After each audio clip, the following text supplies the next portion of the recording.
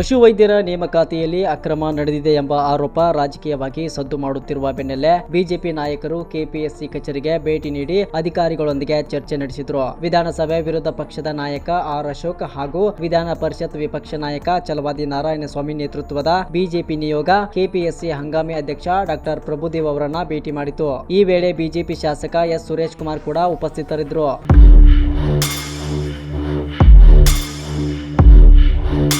ನೇಮಕಾತಿ ಪ್ರಕ್ರಿಯೆಯಲ್ಲಿ ಅಕ್ರಮ ನಡೆದಿದೆ ಎನ್ನಲಾದ ಆರೋಪಗಳ ಕುರಿತು ಅಧ್ಯಕ್ಷರಿಂದ ಮಾಹಿತಿ ಪಡೆದು ಆಯ್ಕೆಯ ಪ್ರಕ್ರಿಯೆಯ ಬಗ್ಗೆ ವಿವರಗಳನ್ನ ಕೇಳಿದ್ರು. ಪಶುವೈದ್ಯರ ನೇಮಕಾತಿಗೆ ಸಂಬಂಧಿಸಿದಂತೆ ಕೇಳಿ ಬಂದಿರುವ ಆರೋಪಗಳ ಕುರಿತು ಸಮಗ್ರ ಮಾಹಿತಿ ನೀಡುವಂತೆ ಬಿಜೆಪಿ ನಾಯಕರು ಒತ್ತಾಯಿಸಿದ್ದು, ಪ್ರಕರಣದ ಬೆಳವಣಿಗೆಗಳು ರಾಜಕೀಯ ವಲಯದಲ್ಲಿ ಚರ್ಚೆಗೆ ಕಾರಣವಾಗಿವೆ.